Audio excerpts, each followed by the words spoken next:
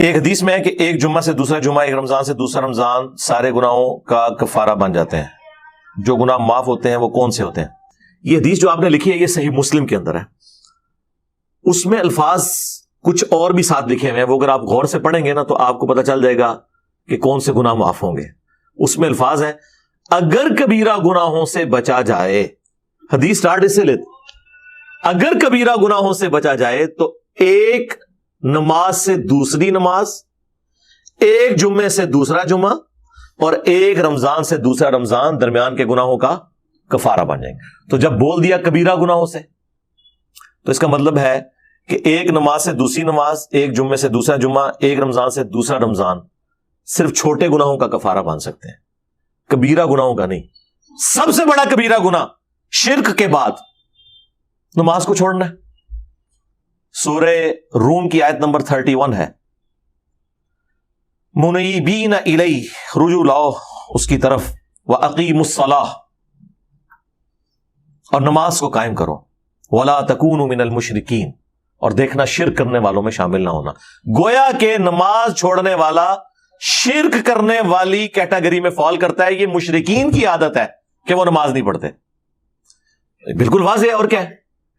پاکستان کے شناختی کارڈ میں نماز چھوڑنے والا مسلمان ہے نا، قرآن تو کہہ رہا ہے کہ مشرک نہ ہو جانا نماز کو چھوڑ کے، اور مسلم شریف کی حدیث تو اس کو بریف کرتی ہے۔ صحیح مسلم میں 246 نمبر حدیث ہے انٹرنیشنل نمبر کے مطابق کہ بندے کے کفر اور ایمان، شرک اور اسلام کے درمیان فرق نماز ہے۔ اب اس سے بڑھ کے کیسے سمجھایا جا سکتا ہے؟ مسلم شریف میں عبداللہ ابن مسعود رضی اللہ تعالیٰ عنہ کی ایک حدیث ہے بڑی رکت انگیز۔ وہ کہتے ہیں کہ یہ جماعت کے ساتھ نماز پڑھنا یہ تمہارے نبی کی سنت خدا ہے جو اللہ تعالیٰ نے تمہارے نبی کو گفٹ دی ہیں، اس پہ چلو گے تو تمہارے لیے اللہ کی رحمتوں کا نزول ہوگا۔ رسول اللہ کے زمانے میں صلی اللہ علیہ وآلہ وسلم اگر کوئی شخص بیمار بھی ہوتا اور وہ دو بندوں کے سہارے مسجد میں آ سکتا تو وہ نماز مسجد میں ہی پڑھتا تھا، کہیں اسے منافق نہ شمار کر لیا جائے۔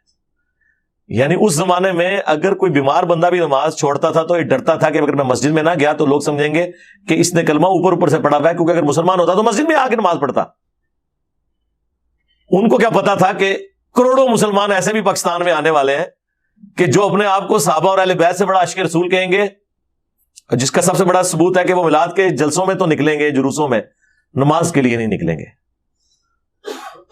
12 ربیع الاول کے جلوسوں میں آپ رش دیکھ لیں اور مسجد میں رش دیکھ لیں تو آپ کو پتہ چل جائے گا۔ وہ جلوس ایگزیکٹلی کئی جگہوں پر زور کے وقت ختم ہو رہے ہوتے ہیں، ہونا تو چاہیے کہ وہاں جہاں پہ وہ جلوس ختم ہوا ہے وہاں مسجد میں جوتیوں والی جگہ پہ بھی جگہ نہ ملے، لیکن نہیں، لوگ اپنے اپنے گھروں میں چلے جاتے ہیں۔ نماز تو قسمت والوں نے پڑھنی ہے۔ جامعہ ترمذی میں حدیث ہے، ہمارا اور منافقین کا عہد نماز کی بنیاد پہ قائم ہے، جس نے نماز جان بوجھ کے چھوڑ دی اس نے کفر کیا۔ اور جامعہ ترمذی میں یہ حدیث ہے، عبداللہ بن شقیق تابعی کہتے ہیں کہ صحابہ کرام علیہم رضوان تارک الصلاۃ کے علاوہ کسی کی تکفیر نہیں کرتے تھے، یعنی نماز چھوڑنے والے کو وہ کافر سمجھتے تھے۔ اتنا سینسٹیو ایشو ہے نماز کا۔ تو لہذا اگر کسی کے دماغ میں ہے نا کہ میں ایک جمعہ پڑھوں اور آگے سے دوسرا جمعہ پڑھوں اور بیچ کے سارے میرے گناہ معاف ہو جائیں، اس حدیث کے تحت نہیں۔